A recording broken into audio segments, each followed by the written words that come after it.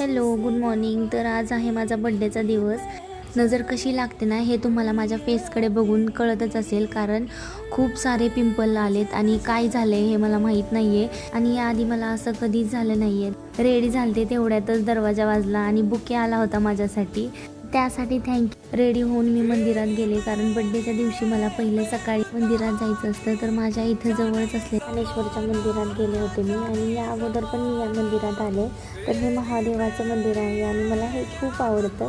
त्यानंतर मग येऊन मी थोडंसं खाल्लं, कारण सकाळपासून काहीच खाल्लं नव्हतं. आणि कल्याणी आज माझा बड्डे सेलिब्रेट करणार होते, पण आमचा केक अजून आलाच नव्हता. खूप टाईम वेट केला आणि 2 तास झाले तरी झोमॅटोवाले काका येत नव्हते.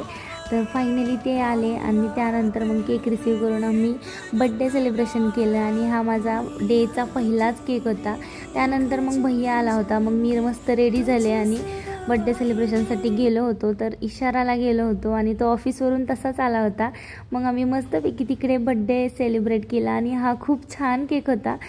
मग मस्तपैकी लंच केला, बड्डे सेलिब्रेट केला आणि त्यानंतर मग मी घरी आले. चला बाय.